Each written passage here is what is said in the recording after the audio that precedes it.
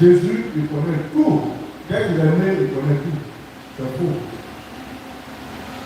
Et dans la transfiguration, Jésus, il nous parle de quelque chose qui est proche. Je vais monter à Jérusalem pour souffrir. Et là-bas, je vais mourir et ressusciter le grand Jésus.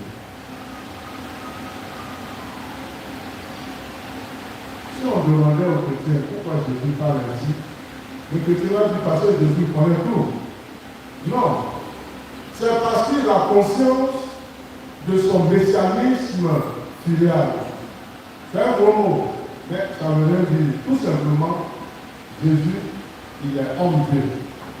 Il n'est pas Dieu à part et homme à part. Il est homme-Dieu, homme, grand H avec Dieu au milieu et puis grand Dieu. Est-ce que nous appelons l'union hypostatique?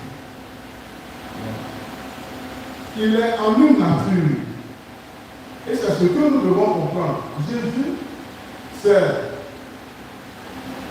il est Dieu, il est homme-Dieu. Mais il sait que dans sa vie, il reçoit sa nature divine dans le Dieu humain. C'est étant comme nous que Jésus, il devient Dieu. Il a conscience de ce qu'il est.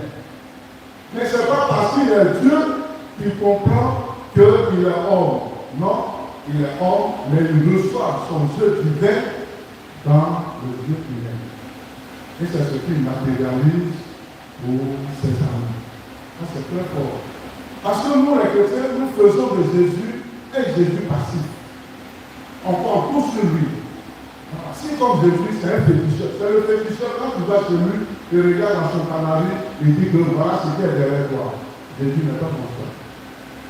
Donc, ce qu'il est en train de dire, il n'est pas féticheur, mais c'est parce qu'il prend conscience de ce qu'il est pour l'humanité. Et c'est ce qu'il révèle. Et à la transfiguration, c'est ce qu'il reçoit comme au baptême. Celui-ci est mon fils bien-aimé, en qui je trouve toute ma joie. Ayez confiance en lui. Cette même parole a été prononcée le jour de son baptême. Au jour de la transfiguration, c'est là. Donc Jésus est conscient qu'il est Dieu. C'est cela que Dieu lui-même nous dit, celui-là c'est mon fils bien-aimé, c'est mon fou. C'est moi-même qui suis là devant vous. Si vous m'écoutez, c'est moi que vous écoutez. Jésus est fils de Dieu, il est homme de Dieu. Et il reçoit cette nature divine dans le jeu humain. Vous allez voir plus tard que Jésus, lui, il va montrer sa relation avec Dieu à cause du petit nom Père. C'est lui pour la première fois qui donne le nom Père à Dieu. Il est conscient qu'il est Dieu. Mais nous faisons de lui un Dieu féticheur. Parce que dans nos assemblées, nous voulons voir un Dieu qui fait trembler la terre. J'étais curé à Jacques. Il y a un modérateur qui est venu. Mais ça, c'était formidable. Non seulement il m'a pas salué, il m'a salué de lui sans me tendre la main. Moi, je n'ai rien compris. Parce que si le salut devait suer sa main.